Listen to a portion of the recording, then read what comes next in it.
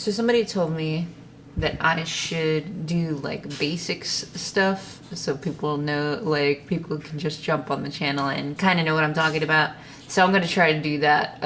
Try to cover like general basic stuff while kind of expanding on it still, like just bouncing ideas around in my head. Let's see if I can do that. Let's see if I can manage that. All right. Whenever I bring this subject up to anybody ever, they're always like, oh yeah, yeah, that sounds accurate, but sometimes, I don't think I'm an extrovert. Sometimes, like, I can go from extrovert to introvert, so I guess I'm like an ambivert. I think also that whenever extroverts are just like faced with the whole, oh, you're an extrovert thing, it's like, well, no, not all the time. I sometimes can be, I can be an introvert if I want to be. It's like, why is being an extrovert a bad thing? People have this weird thing with extroverts where they're like, oh, it's so annoying if you're an extrovert. And it's like, bitch, you know what's fucking annoying? You know what's fucking annoying? When you're sitting in a room with a bunch of introverts and they're just sitting there and they're just like so low energy, and it's like, Jesus Christ, can somebody say something? Like, just stop mumbling, raise your voice, and just fucking extrovert.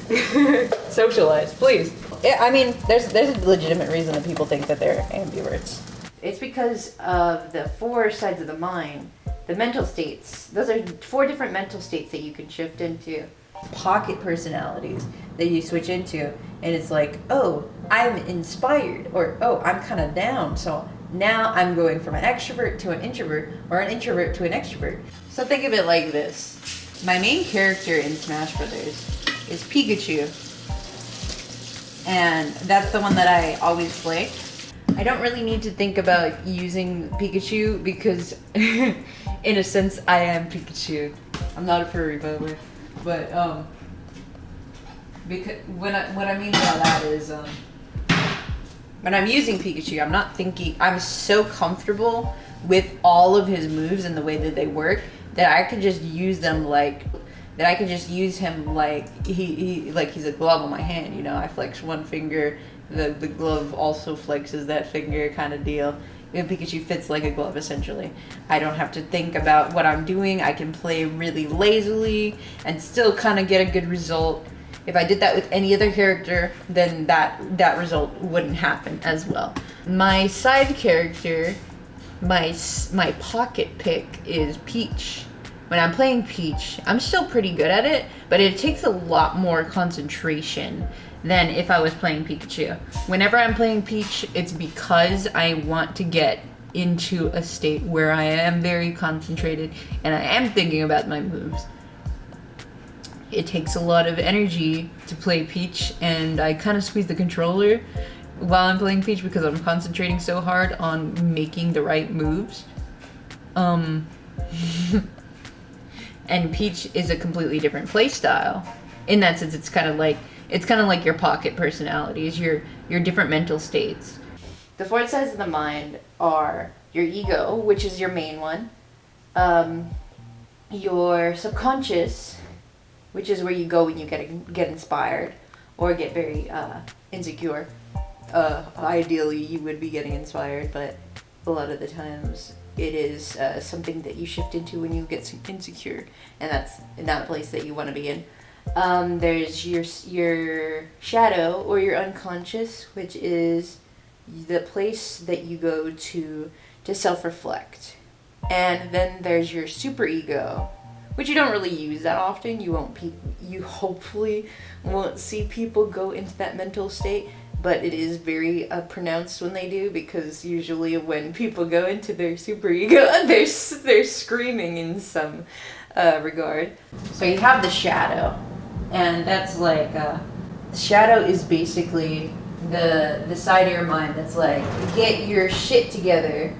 Your shadow is basically like the mental state of like an embodiment of your wife or something, or your husband, or just like, Your shadow is always just like, get your shit together. That's your mental state. Get your shit together. What the fuck are you doing with your life? Look at all these things you're doing wrong. I just start getting these thoughts like, oh, what the fuck? You're such a fucking brat. What the fuck are you doing? Like, stop. You is this all it takes to make you all sad, boo-hoo, crybaby? That's how I experience my shadow's an asshole. Whenever you're in your subconscious, you're essentially, ideally you're inspired. That's where you're like, oh, I have this great idea, I'm gonna do this, I'm gonna do that. Yeah, you're only gonna be able to do that for a set amount of time, which is why you can't really stay inspired that long before you go back into your default state. If you're ever in a mental state where you're doing something, you're acting, but you're losing energy, and you realize that you can't really be in that zone for a long amount of time, even if you're experiencing it and it's a good thing, you're gonna be like, okay, I can only do this for a little bit, I'm gonna run out eventually, and then I have to switch back. Like, that's not an introvert. You're not verting. Most people prefer to stay in their ego if they can help it. But I mean, why wouldn't you want to stay in your ego? You're gaining energy from it. Your subconscious is your inspired state of mind. Your shadow is your get your shit together state of mind. Your superego is your panic state of mind, which you don't really use that often. Usually when you're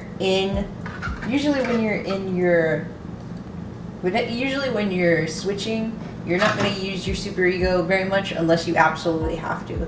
Like, unless both your subconscious and your shadow doesn't call for the situation, and you're just like, bam, I need my superego now. Like, that's the only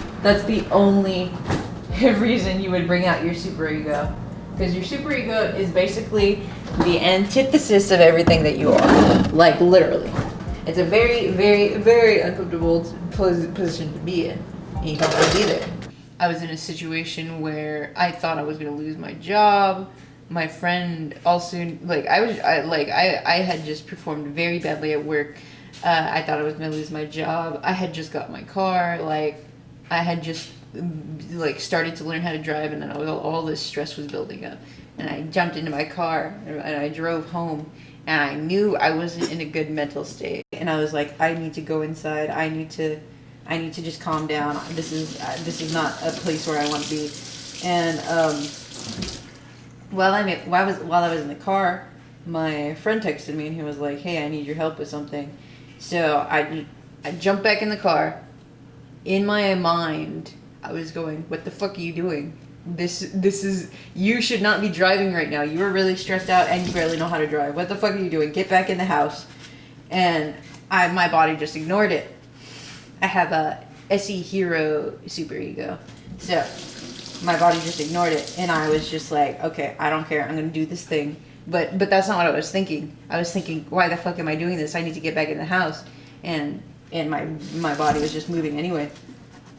So, long story short, I go into superego. I get in a car crash. Well, it wasn't a car crash. I hit the curb, so I didn't hurt anybody else. But I hit the curb, and I popped both of my tires, fucked up my right axle really badly. Cost me about $1,000 to fix, and I was really pissed. I was really panicky about it, but after I kind of calmed down, I was like, okay, I didn't lose my life, so whenever what you're doing is not working, you gotta switch. So that's essentially what it is. Whenever your ego, which is your core personality, that's why they call it ego hacking, because technically you have 4 personalities, but your main one is your ego. So whenever you're trying to find the ego, that's ego hacking. But that doesn't mean you're becoming introverted and becoming extroverted, because the whole idea behind introverts and extroverts is that you gain energy from socializing. Well, I used to think that I was an introvert, like the majority of my life, until I actually started going out and talking to people, and I was like, whoa, so much energy. Holy shit, I'm an extrovert. How did I not know this entire fucking time that I was an extrovert? I'm clearly not an introvert. But No, you cannot be an ambivert. Sorry.